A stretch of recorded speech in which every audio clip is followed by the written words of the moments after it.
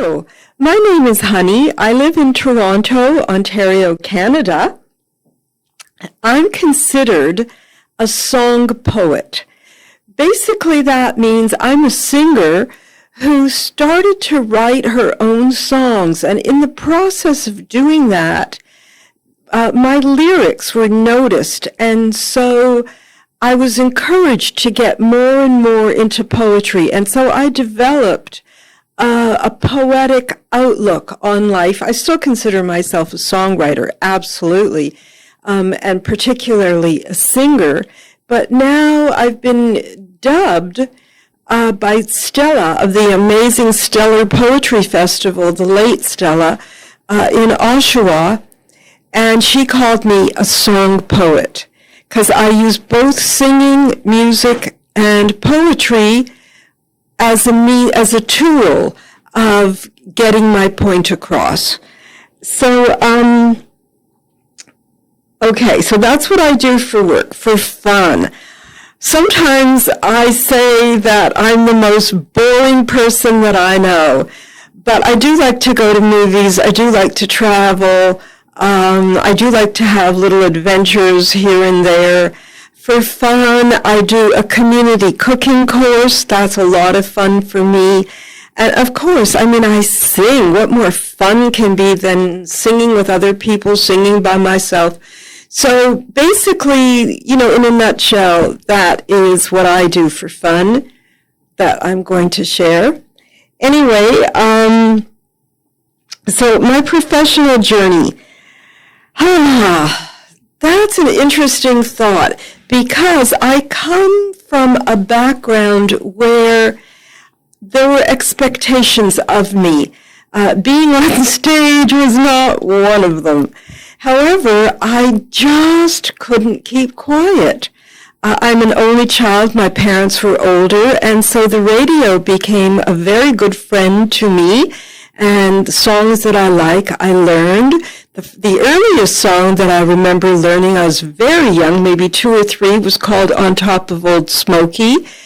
And that actually taught me something about women's lib, because the last line has to do with never place your affections in a green willow tree. So when I got older, I kind of figured out what that one meant. So I guess, that didn't really start my career, but that started my awareness of how much music and language and words and poetry and verses that they all mean to me. As I grew older, when I was 9, by the way, I should show you, as a little girl, this me on a pony. A friend of my father's had a farm, so that's me on a little pony. But when I grew older, I was 9 years old, and we were taught a beautiful old Scottish folk song called Flow Gently, Sweet Afton. And one of the teachers heard me singing it and recommended to my parents that I go to the Royal Conservatory. That was never in the cards. Between the teacher and myself, we cajoled, and I got into the Royal Conservatory when I was 9 years old. I was there till I was about maybe 15 and hated it. Hated everything except the theory. I didn't like the approach to traditional vocalization. I didn't like how they were teaching me to sing, etc. But in hindsight, what I didn't like served me very well, because I used everything that I didn't like to create my own studio called the Creative Vocalization Studio. Okay, so how did that come to be? And then I guess this is the meat of the matter. After the conservatory, I went to a private tutor, and he taught me pop music, and I hated that too. And then, lo and behold, I heard Bob Dylan. And when he sang in like a rolling stone, how does it feel? That changed my world. Nobody had ever asked me, how does it feel? And so I started asking myself, and I knew what I didn't like. I didn't know what I did like. I have to say then, this is another long story that I'm not going to share, but this wonderful actor named Sal Mineo came to Toronto. You may have seen him in a film called Rebel Without a Cause, Exodus, many other movies. He was an Academy Award-nominated actor. He was unfortunately the victim of a murder, but when he was alive, he was wonderful to me and invited me to Hollywood, and I went. In California in the 60s, I could feel a kind of revolution, but not only political. That was like peripheral to me. What I saw at that age was a loneliness that I couldn't quite figure out. I did eventually, but that took decades. And what it represented to me was that people really want to be heard. And when they're not heard, when we are not heard, that manifests itself in a kind of loneliness. And loneliness manifests itself in other ways. So again, what I didn't like served me very well. When I came back to Toronto, a friend was at university and she was doing a course in contrasts, and she asked if I would model. So I did. And this is her project in contrast. So black, white, white, black, black, white, etc., etc. And in modeling for her, I came to realize a love of expressing myself, not necessarily through words at that time, but through the essence, my persona, my personality, my personage. And so I began to look at myself that way. And then I lucked into being, I can't say discovered, but I was working at the Toronto Workshop Productions Theatre, and my workmate, who is still my best friend, she was living in a place called Rochdale, and I would go and visit her, and eventually those visits and those meetings in that community became the remarkable General Idea Performance Art Group. It's internationally famous. I didn't know that I was internationally famous. It was not a goal. I was just there, having fun, trying to survive, trying to navigate, being, a child of the 60s and being a part of, a true revolution in fashion, in thinking, in music, in art, in thought, everything. I was there as an observer. Of course, one little story that I left out is that when I was in high school, my best friend was gay, and because he was gay, I couldn't not be his friend. He was, and he is who he is. Well, he took me to the clubs where there were drag queens, and at the time that was illegal. But what the heck, we didn't care. We were young and adventurous and brave and bold, and, we knew that we had to follow this kind of train of thinking.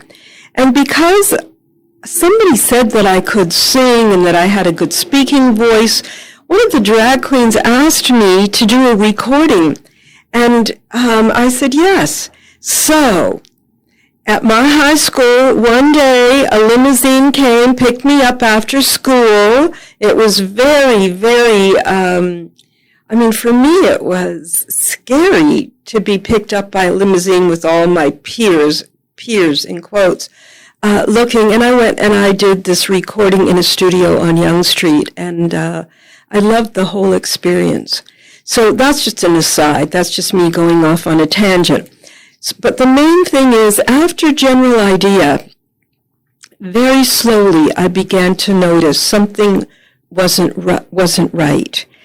And again, to make a long story short, slowly my kidneys were failing. My beautiful long hair was falling out. My nails stopped growing. My fingers stopped working. What had happened was that I was beginning to lose the functions of my kidneys. And when my parents took me to the hospital, I asked the doctor, how did I get here? I was like 20, 21, and the doctor couldn't tell me. And I looked at the doctor and I said, if you can't tell me the cause, you are not dealing with the effect.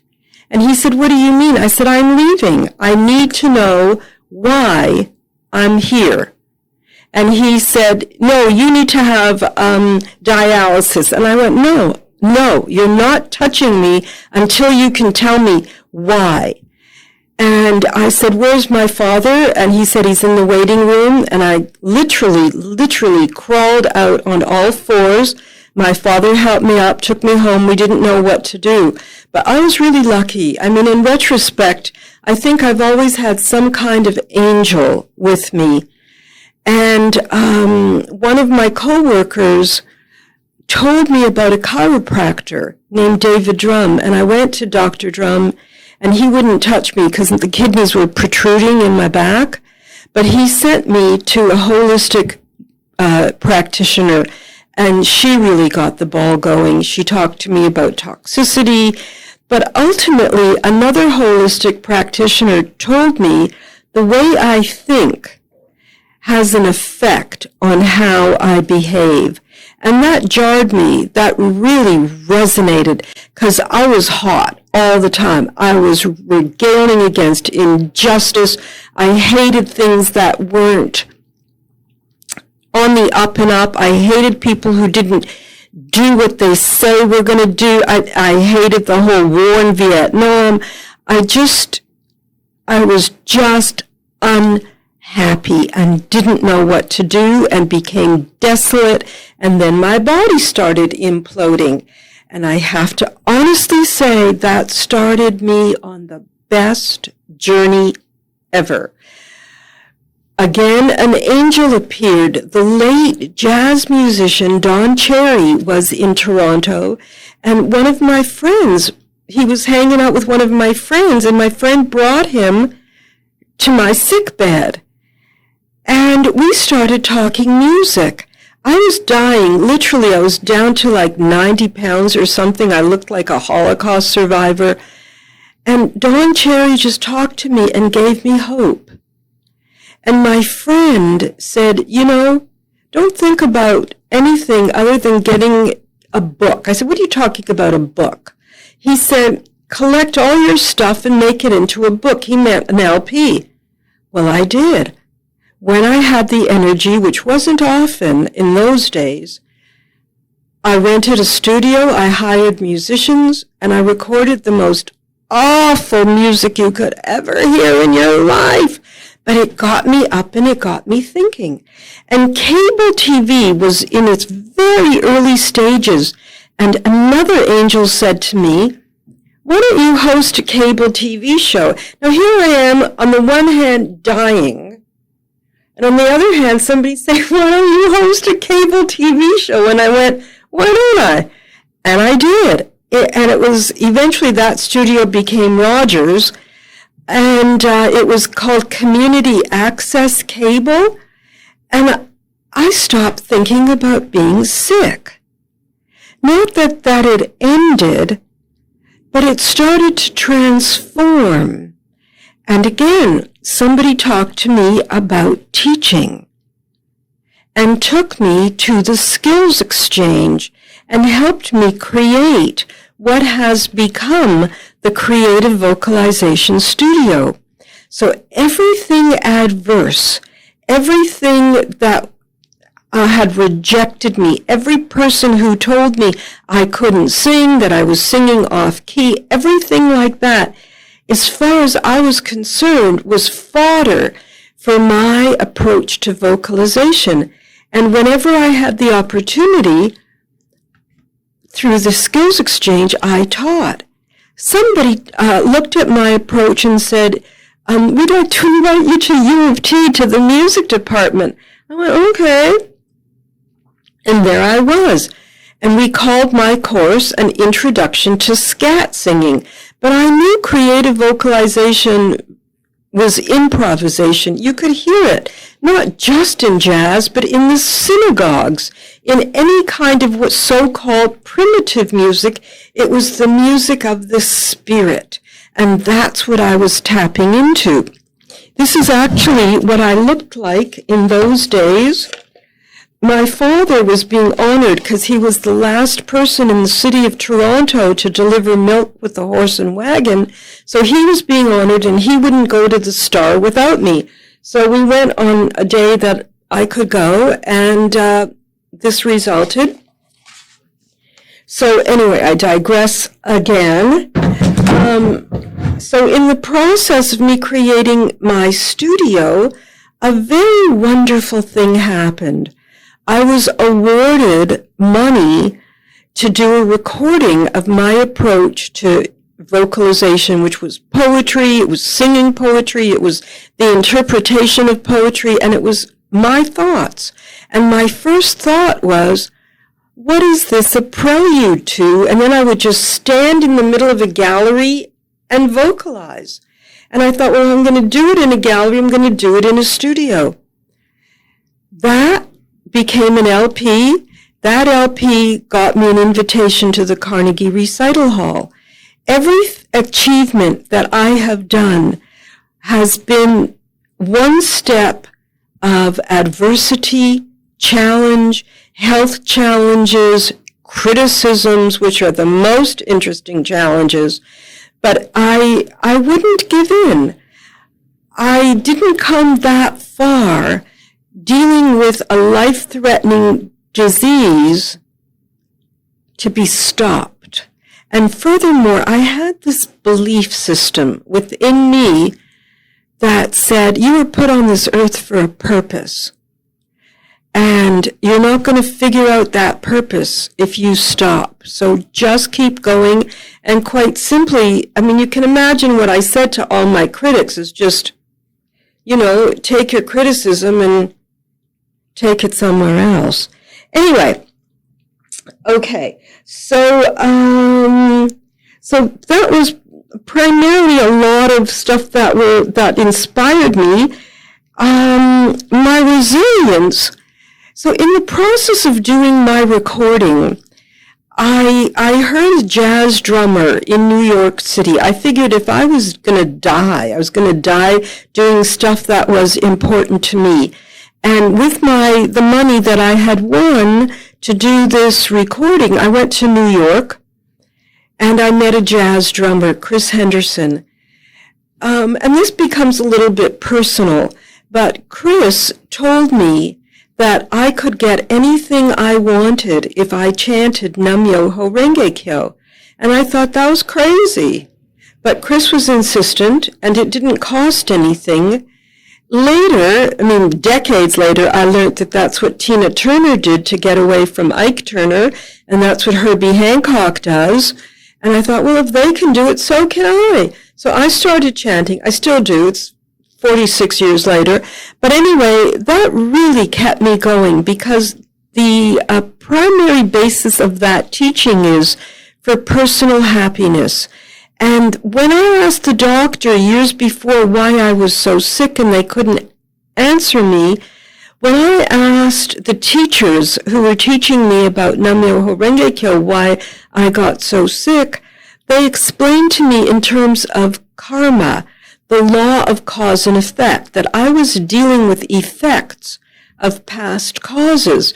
But if I wanted to have good effects in the future, I had to make good causes in the present, and that it was all about manifesting in each moment an authenticity. And I thought, this is a great philosophy, that it teaches one that through happiness, one can become happy and through one's happiness create world peace. For my sense of injustice, for my hatred of war, that was the solution. And so I started to do it. And it has kept me fairly resilient because the rejections, etc., never stopped. The criticisms never stopped. How do I know I'm going to achieve my goals? I don't know, but what I do know is that when I say yes to something, I just go in and do it, and I believe that somehow it will just blossom like a flower. If I plant the seed, if I water that seed, if I allow the seed to have some sunshine, it will sprout. So that was my philosophy, and that still is my philosophy. I still say yes to stuff, but it also touches on my value system. I learned in the course of my journey that it's not about money. It's about being able to create human value. So that's what I strive to do every day, constantly. How do I know I'm going to achieve these goals? I don't. Can I share an example or a story? I can tell you about the New Songs for Peace project. I was challenged by the late Anne Goodman of the Ontario Institute for Studies in Education to create a program called New Songs for Peace. And eventually I did that. I found somebody who could help me on the internet. We did a website. We attracted songwriters literally from all over the world, including the great Buffy St. Marie. And I created the New Songs for Peace project that attracted the attention of the United Nations. So I just say yes, and then I hope for the best and do stuff. And what I love to do, I believe, will manifest itself. Not always, but like I say, disappointment is an invaluable teacher. So how are you innovating or inspiring others? So through my studio, the Creative Vocalization Studio, I developed a program called Voice Yoga. And I teach people the way I would have liked to have been taught. I teach people that the most important thing is to try, not to sound a certain way, not to keep within a certain pitch, just make sounds. Get rid of the adjectives. If they're ugly, there's no such thing as ugly in the world of sound. There's just varying sounds, like frogs. A frog sound to another frog sound is a song of love. You know, a roar, a lion's roar to a lioness is not a roar. It's a love song. So that's my approach. I certainly use the theory that I learned at the conservatory because that's inevitable. I use a whole body approach, starting with recognition of the feet, that singers have to look at the bottoms of their feet because they have the blood vessels, they have everything, the muscles that are connected to the rest of the body. Even if one has no feet, if one has stubs, that too is all interconnectedness. So where do I see beauty in my story? Well, if I don't see beauty, then I'm not looking, because beauty is everywhere. When we get rid of judgments, when I get rid of judgments, I see beauty everywhere, even in garbage, or what's so-called garbage. The only time I don't see beauty is when I see injustice. And I really can't speak further about that because I prefer to talk about beauty. I make pilgrimages to see lilacs, to see cherry blossoms, to honor the water. So for me, that is beauty, and I look for it in people. When I teach, I bring plastic diamonds, and I give my students plastic diamonds to remind them that they are diamonds. We are all flawed diamonds. Do I work in a sustainable effort via professional passions? I think I do. I'm well known. I'm award-winning teacher of using vocalization, particularly in the healing arts. I work with schizophrenics, with people who have personality disorders, who are bipolar. I don't really look at a person defined by their journey. To me, it's their sound. What can I do to enhance your sound? So that to me is sustainable. And as I say, it's recognized by people within that community. I live with an eating disorder. If I eat quite often, even though I've eaten enough, it doesn't feel enough. And that's part of my disorder. But I've used that to connect with an organization in Toronto called the Stop Community Food Center, where food is the main issue. For most of their mandate, it's for food insecurity, which in a sense I have, but I don't think about that. I think of it as food, like music, as a tool for enrichment. So as long as I'm aware, I don't think of it as what's lacking, but I'm aware of, where I have to pay attention, then I'm okay. And I'd like to just say that, I'm okay. I do what I love to do. It's taken me around the world 4 times. It's taken me to sing for literally kings and prime ministers. And I'm not I don't look like you would expect a successful vocalist poet to look like, but I interpret poetry through song. I sing with the Governor General's nominated Bill Bissett. I sing with the former parliamentary poet George Eliot Clark. So I think, I've come a long way. I've had the honor of singing for Leonard Cohen. This, to me, when I look at Leonard, I think of God. You can cut that out if you like, but I do. And when I met Leonard and had this picture taken, I thought to myself, sometimes dreams really do come true. And my name is Honey, and thank you for listening to me.